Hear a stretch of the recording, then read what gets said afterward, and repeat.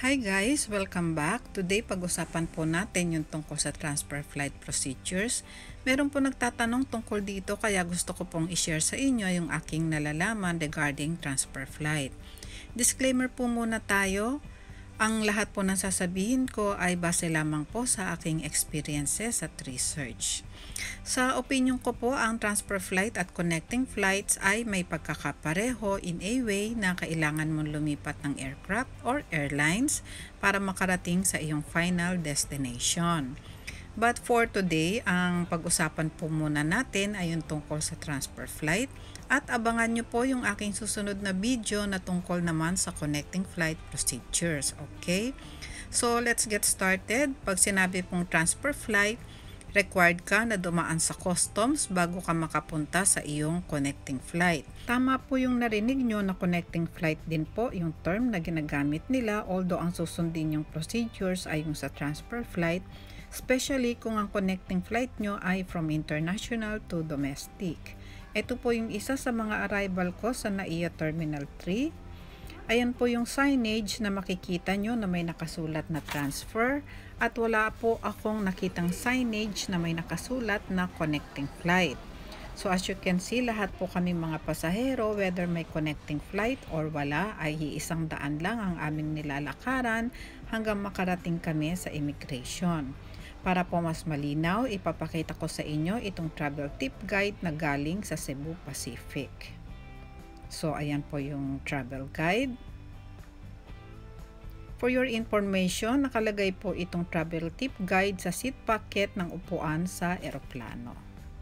So, from your international flight, upon arrival mo sa NAIA Terminal 3, pupunta ka ng immigration at be sure na na-fill up mo na ang iyong arrival card bago ka pumunta ng immigration.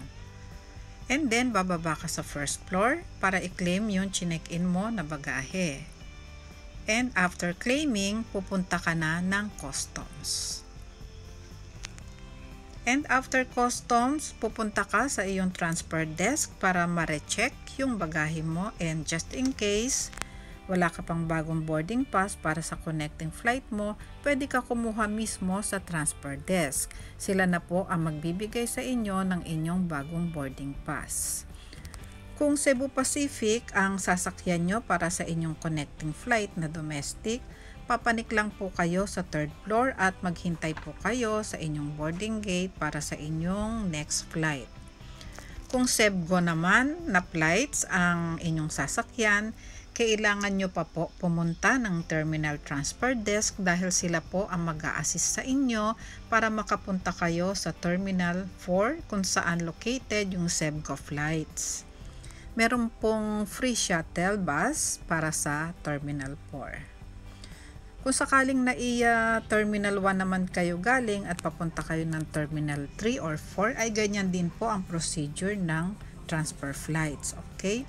Kung sakaling sa ibang bansa po kayo magkakaroon ng transfer flights, maaari pong may mga pagkakaiba sa procedures.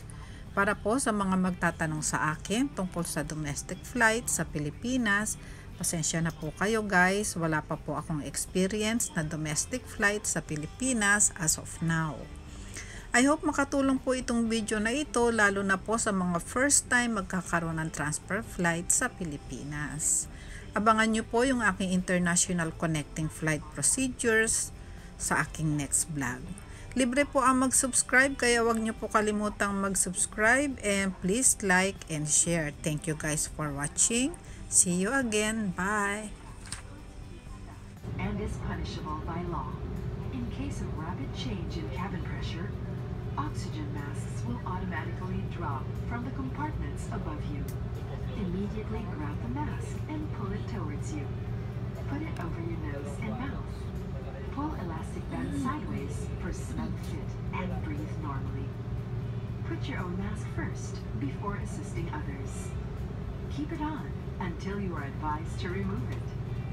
In case of emergency evacuation, follow the lights that will lead you to the exits. For further information, please refer to the passenger briefing card found in your seat pocket.